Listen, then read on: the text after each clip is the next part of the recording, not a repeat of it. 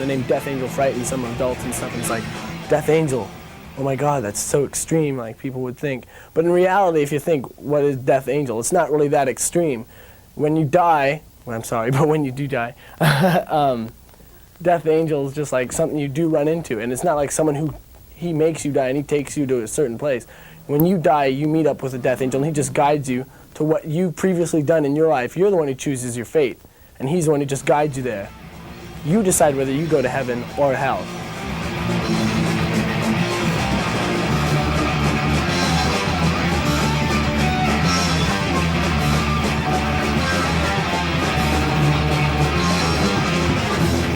We all grew up in the Bay Area, like on the two sides of the Bay Bridge, Concord and Daly City. And, well, San Francisco's pretty cool, but I'd like to check out some other cities in the U.S. or Europe or anywhere, just to go and play and skate other territories. I like playing around in the Bay Area. A lot of the people in the crowd, you know a lot of people anyway, just from the shows. There was like a bunch of friends out there rather than just faces of people that, you know, they're not looking at you like waiting to judge you and see how you're gonna be. It's like they know how we are already. Around here, it seems like people know more that we've been together for around 5 years.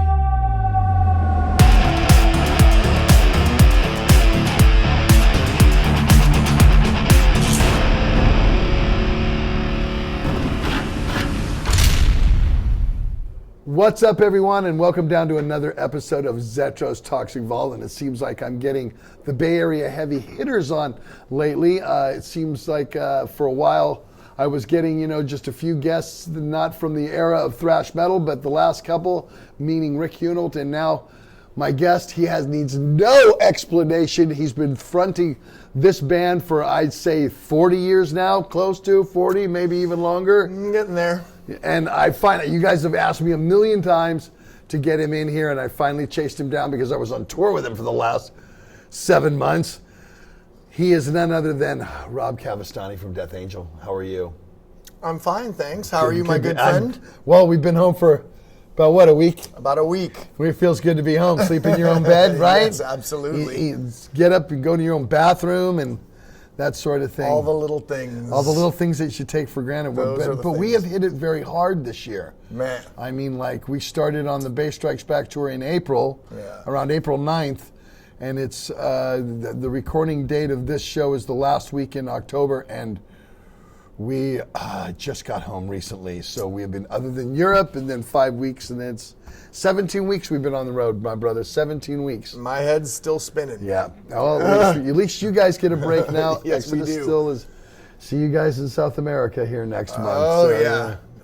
So that's a lot. I'm glad you could come in because there's so much to talk about with you, and so many of the fans have, chimed in on other episodes, and you need to get Rob Cavestany in because, again, you have a lot of history with the Bay Area thrash scene, but not only that, just in other forms of music that you played, which we will talk about. But talk about the first time music meant something to you. Do you remember how old you were? Like, I always ask the guests that come on, was your mom and dad into music at an early age? Did they listen to a certain type of music and it moved into that? How did that go for Rob Cavestany? Yep, that's how it went for me. Luckily for me, my dad was way into music when I was a wee lad. So how old? Shit, man. 4 or 5? I mean, there's some of my guests have told me 3, 4, 5 years old. Their parents were listening to the Beatles or the Rolling Stones or the Allman Brothers, Oh, man, from the womb. Yeah. I mean, I can't even remember a time without it. So now you're starting to talk, an age where I can't remember how old I was. Were 3, 2, 4. Were your parents musicians? Was your mom and dad a musician? No, they weren't proper musicians, but my dad would sing all the time. Not like in a band or something. Pop music around the house? Whatever pop was music on the around the radio? house and Frank Sinatra, stuff like okay. that. So stuff Elvis, like that. Frank, Mm-hmm. that was Sure. his jam. Even when he was in his early days, apparently he'd get up and sing in bars and stuff once he's had a few drinks. He'd grab the mic and, Nice. and sing. but not like, you know, pursuing music. He just liked No, music, sure, and he would just sing and sure. sing. A lot and of play people the- do. That's what the whole idea of karaoke these days, Right? you know? So Totally. people can go You out and do that. You can sing and try to play music even though you're not a musician. You don't have to be. That's the best thing about music. Totally. That's why we all got into it. Exactly. And because of that, that's what drew me in, because, you know, my dad just constantly singing around the house and playing music at all times. And good music at that, you know, basically 70s rock, like, you know, all the 70s rock. ELO, Elton John, Fleetwood Mac. KFRC type stuff. KFRC. Yes. KFRC was on at all times. Exactly. Dr. Donald D. I know Rose. who you're talking about. I know. That's I'm a baby. right. That's right. Exactly. Yep. Yeah, I You've got a remember that. big mouth. Yeah, he was one of the first guys, morning show guys, that really had that kind of persona as being a kind of a crazy thing. You tuned in to listen to all that Oh side man, stuff, that was like you in know? the background at all times at our Sure, house. sure. So all that stuff. So I'm just like, you know, hearing this in the background at all times, in the car, at home, just music all the time. So that was like probably really key to, you know, drilling it into my mind to just really like music happening, like, you know, throughout life, daily, nightly, whatever, always music. But I don't know what age I was, man. I mean, I was just as far as I could possibly remember anything. Do you remember the Partridge Family and Of course. that sort of thing? Absolutely. Watched the Partridge Family. So you did watch that. Oh, yeah. I think everybody did. Totally. And I have like visions of like the midnight special being Sure. on, and like and being able to even Don Kirshner's rock concert. Yeah. You know, we had a really early version of a VCR. So we had videotapes at the house, and I'd record Really? Don Kirshner's and Midnight Special, Yeah. and there was another one that was another kind of show like that where bands would play. Well, I guess like, you know, Saturday Night Live, Sure. that show Fridays, I Yeah, would I watch remember all Fridays, the time. yeah. And with all the great guest Yeah. musicians on Yeah. there, all the bands I would play. Plasmatics were on there one time. I love the Plasmatics. I remember they were on Fridays. Yeah, sometime. they were crazy. I'm like, Yeah. whoa. The Plasmatics!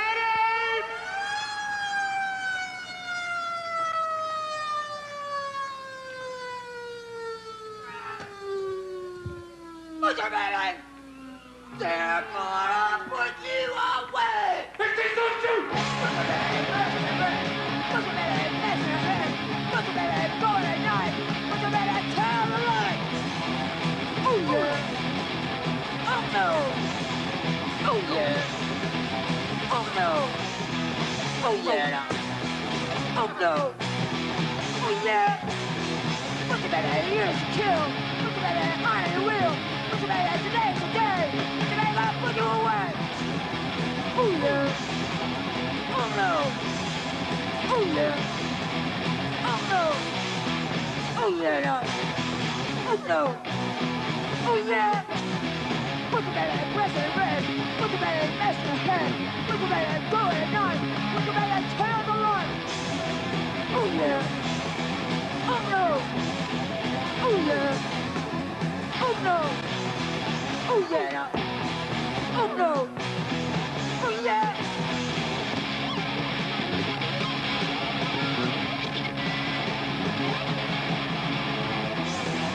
Oh yeah! Oh no! Oh yeah!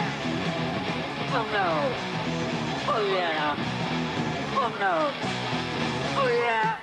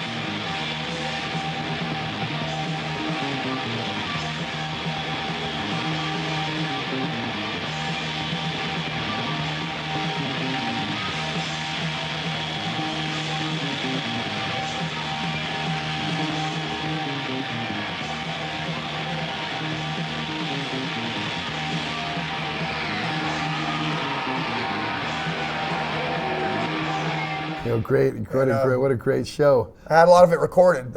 Pat Benatar and Tom Petty played on there. Great performances. I watched those over and over again. So kind of all that was probably just working its way into me. When did you decide that it was time for Rob Cavestany to be a player? And was guitar the first thing that you picked up? Guitar wasn't the first thing I picked up. Drums was the first thing I was trying to play. So the way it happened for me and actually the birth of Death Angel, honestly, is how it went down, was that so we were all into Kiss in a big way. So this is by the time we had found our own music somehow or whatever, and like Kiss was our thing. This is like probably 77, 78, somewhere there, like 8, 9 years old. And then Kiss had a concert at the Cow Palace, and it was a 79 Dynasty tour. And so we all went, like my mom and I think Dennis's mom at the time, Dennis, our bass player at the time, his mom and my mom took us to go see Kiss at the Cow Palace. We all painted our faces and stuff, we were like, and we just got blown away by this concert, and it was that moment where we collectively, You wanted the best, and you got the best. The greatest band in the world,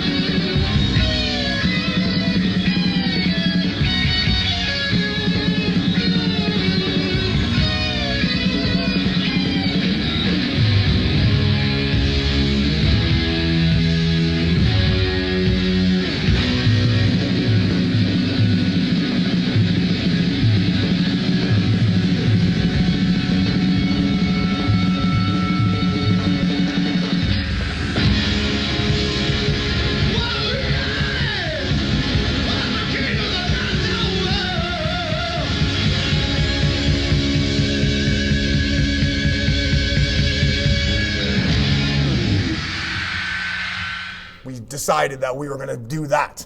We're going to learn how to play instruments and form a band and do that someday. Like at this point, we didn't even know how to play we didn't know how to play anything. We would literally dress up as Kiss and like air guitar on, tennis rackets. Hot.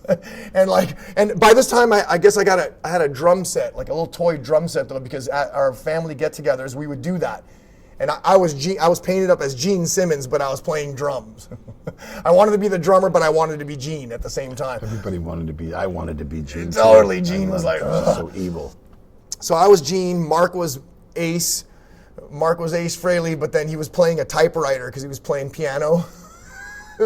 and then I think, and then Dennis was, he was Paul Stanley, but he had a tennis racket. And we were like just doing these things like at our family get-togethers. And then I started trying to take drum lessons. That's how I first started trying to actually And how old are you at this play time? music. About 10, 11? Probably like 9 or 10. Uh-huh. 9 or 10. And my dad got me some drum lessons, and I was like learning how to play drums for a little bit there and had my little drum set.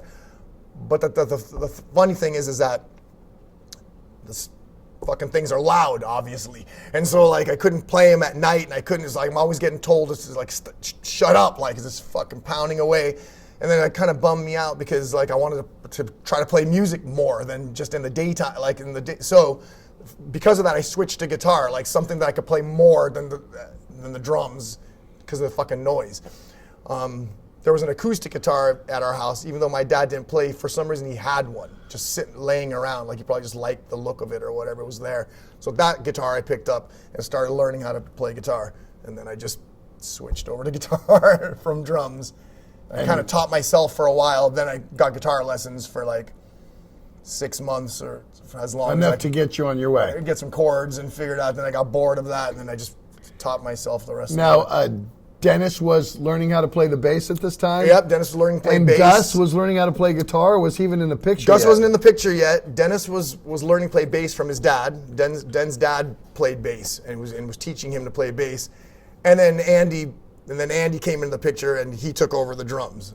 At first, actually, he didn't even have a drum set. Like I'd be at his house. My grandmother babysat for me and Andy. We had the same grandma, and I'd just be at his house with like bring my acoustic over there, and then he's literally on the pots and pans and the boxes and stuff trying to play beats, and that's how we started trying to play music at the first. Like we were trying to write songs like before we even played cover songs. We were literally trying to write our own parts. Wow.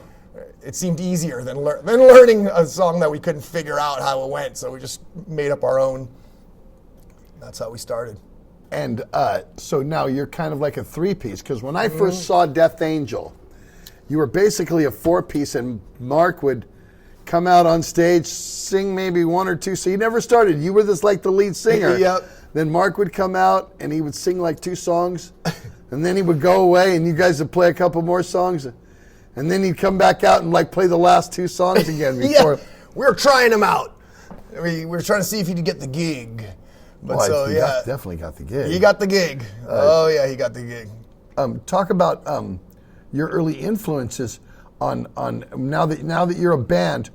Are you trying to be Kiss? Are you trying to be UFO or Judas Priest or all of those bands? What do you? That's a good question. By the time we actually learned enough to start trying to jam together, then we kind of were going beyond Kiss at that point. So at that point, we were exactly discovering like UFO, right, Judas Priest. Sure. AC/DC, Sabbath, right. Zeppelin. Like, we were starting to expand our rock knowledge there, and then we started trying to be like that. Like, so we were trying to play Sabbath, Rush. Right. we tried to play 2112, at least the beginning of it, and Judas Priest and Iron Maiden. Those were like Music our main. was harder back then. There was no hiding behind anything, No. You either played it right or you didn't play it right, Yeah, it doesn't sound right. You could go to backyard parties and go, ooh, did you hear that version of that Priest song they just did? Ooh. But I mean, that's what made you better, you know what I mean? There were certain things that in bands that I played in, it was like, ooh, gee, I'm not going to do that again. But it was a learning curve. Well, you couldn't just YouTube how to play the No, thing. there wasn't that, and there was none. nothing. You just kept I mean, I try to rewinding the say all the tape and time going- when our heroes used to come around on tour, that was when you bought tickets to see them and you got to see them. There was no, oh shit, last night, oh yeah, Scorpions played where? Oh yeah, here it is right here. Yeah. You know what I mean? You can't do that anymore. I mean, you couldn't do that back then. You had to. scour the pink section. You had this. Well, even You the waited pink for the ones- pink section, you're Even like, the who's pink, playing? exactly, just to tell you when they were coming, so you go buy tickets, and that was the Absolutely. only way to see it. You know, so. Fast tickets. Now, do you remember your first gig with Death Angel? And I where think did you so. guys come with the name? Let's go back to the like how you guys became. When did it go? Death Angel. Oh, that's it. What were you listening to at the time that got The cool you? thing is I know that exact moment. I know it. That one I have a good memory of. But we were first called Dark Fury. Dark Wow. Fury. Not quite sure how that came about, but obviously we were trying to, I like Dark Fury. come with something wicked and heavy. And Dark Fury was it at first. We never even got a gig as Dark Fury. We were just Dark Fury, and then, but somehow we kind of knew that we were like trying to think of a better name than that in some way. And the way we came up with Death Angel was as simple as we were walking through. Dennis and I were at a bookstore in Saramonte Mall at one point. Like we were just at the mall and we were walking through, and as we were leaving the bookstore, there's a book titled Death Angel, and it just caught Dennis's eye, and he's like, "Oh, check that out, Death Angel. That'd be a cool band name." We're like, "Yeah, oh yeah, that's way better. That's heavier than Dark Fury." And then we were like, "That's it," and that was it. That was it. And that was you and Dennis that came up with that. Yep. Dennis actually saw it. He's a dude that saw the book, and then we immediately realized how cool that name was. Now, in the beginning, you were actually the singer, were you not? Mark wasn't really in the fold necessarily, was he, at the very beginning, was he? Nope, Mark wasn't in the fold yet. Dennis and I were the lead singers. Dennis was kind of more the lead singer, but we were kind of both trading off, like, or singing together, or taking turns, just by default. We didn't want to do it that way. We wanted a front man, for sure, just by seeing bands, how they looked or their dynamic with a front man. To us, like, it was cool to have a dude that just fronted the Right. band, like, and someone that could scream. Like, neither of us could actually scream, but like our singer had to be able to scream and be a cool front man. And Mark at the time was like hanging out, like he was like a roadie. You know what I mean? Like he'd help us carry shit to our shows and just hang out. And I don't know how he came to realize that Mark could scream that high-pitched scream. I don't know if he just blasted that out one day fucking around or some shit, and somehow we were like, oh shit, now that's a scream. So then I think I wrote Kill As One for Mark. Yeah, Like, because he killed us. yes, totally. It's like, you just fucking scream that last note, bro.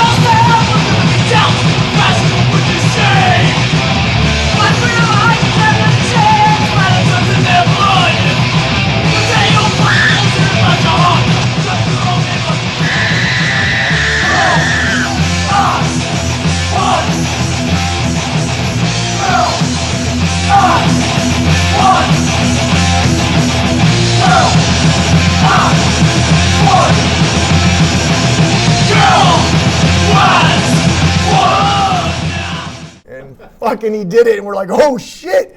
So then that's how he started singing that one song. Like Right, and he would, like I said, I don't even know if it was 4 songs. It may only been 2. I think it was 2 at first. He would come out and sing, and then he'd come back, and then he'd do that one that was really high. I mean, Killer's, woo!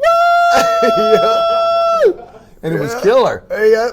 But I Very figured exciting. that. Well, we only had the 2 songs. That's the only reason why he came out, because otherwise he would just stand. We didn't have enough material where he sang Right. yet. So we were just like having him come out, and it was a weird trip. You're like, what is it? How come they keep bringing that one dude out for a minute there? But needless to say, he fit the bill, and Oh yeah, he's one of the greatest frontmen there is. I love Absolutely. him. He nails it. He's great. He's Yeah. good vocal chops, the whole 10 yards. for sure. Everything. Now, Yeah. when did Gus come in the picture, Rob?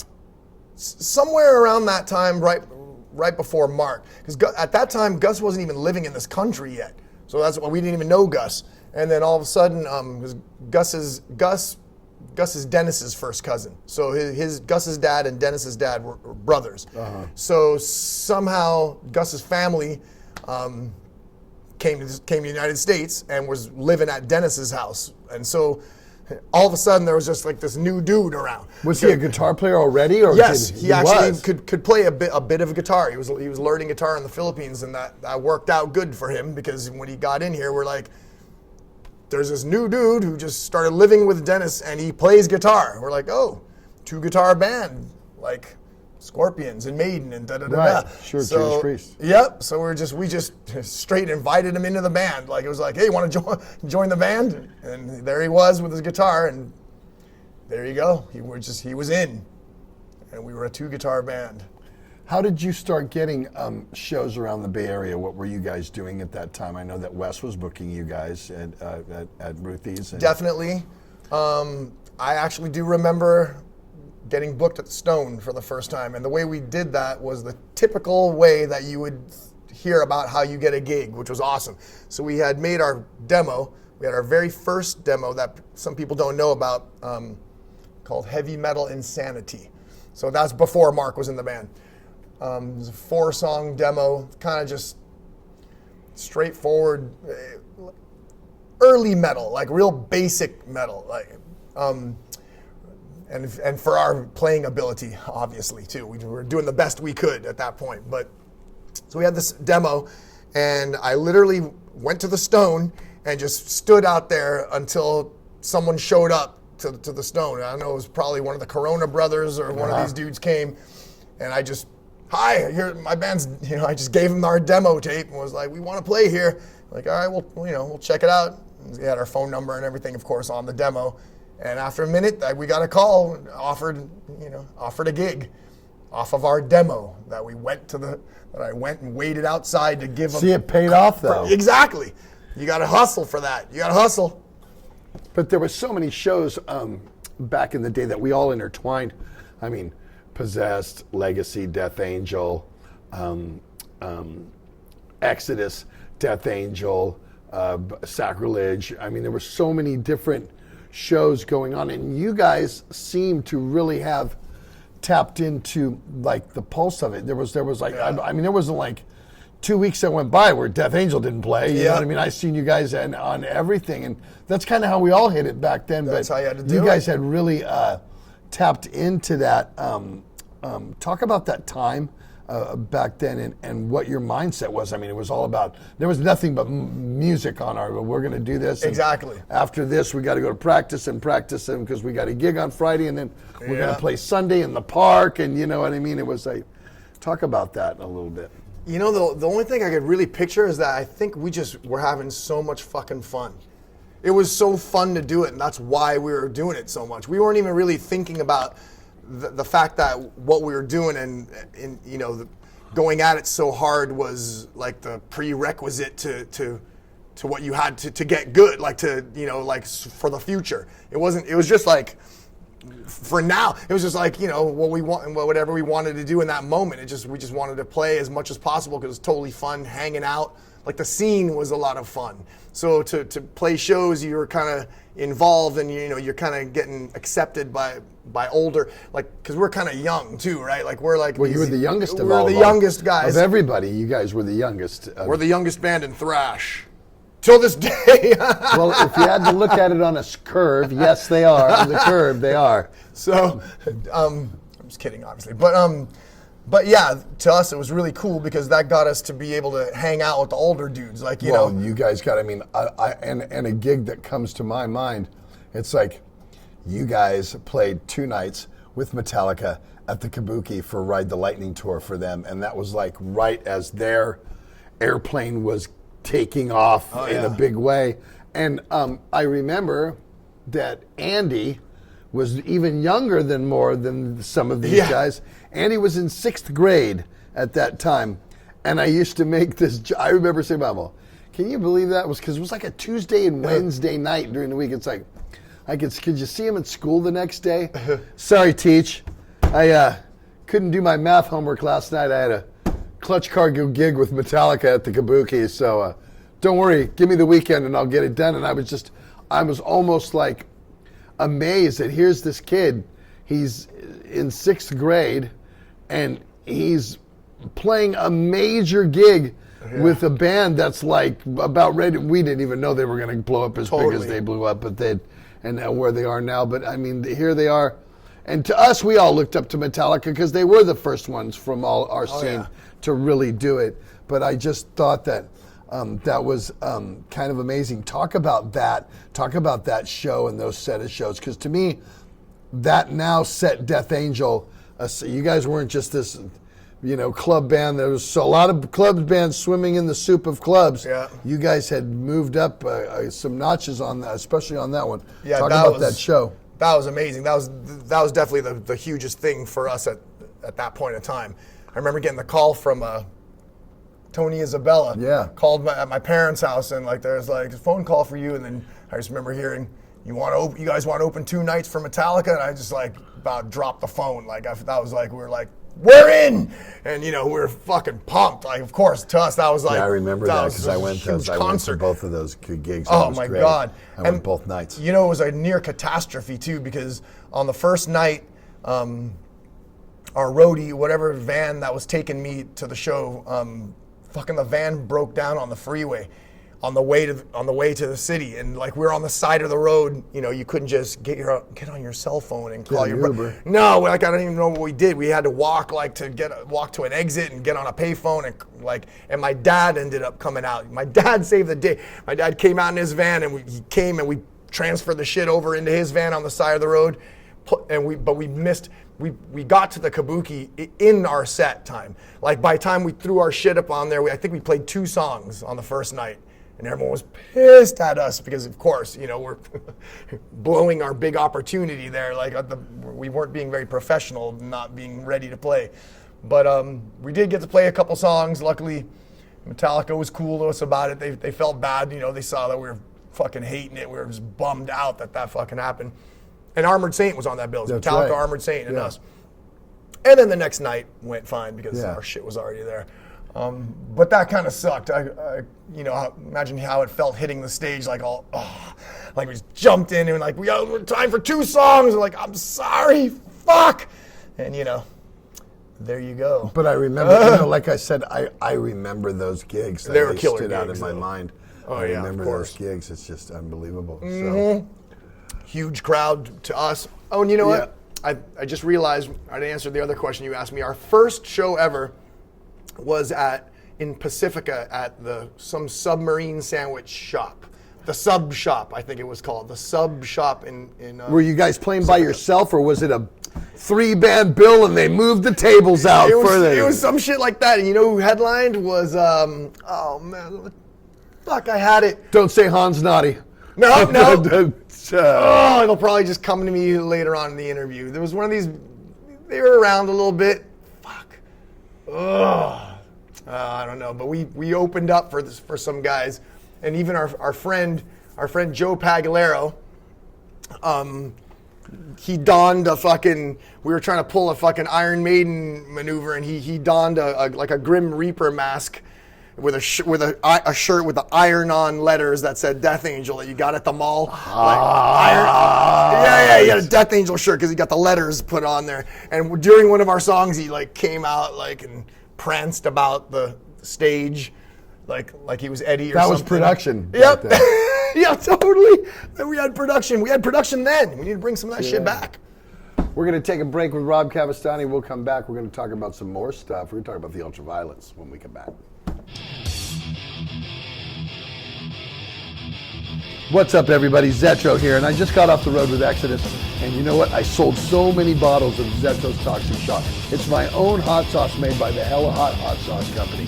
Now, I know some of you people that bought it on the road were asking, dude, I went through it already, and I wondered where I can get it. You can go to HellaHotHotSauce.com and order some more if you went through it already. Now, this stuff is good on eggs, pizza, obviously Mexican food. It's good on everything. It's got a nice, good flavor to it. A little hot, but it's got a really good flavor to it. So, and if you want to try it and haven't tried it, go to HellaHotHotSauce.com and get yourself some Zetro's Toxic Shock today. What's up, everybody? Zetro here.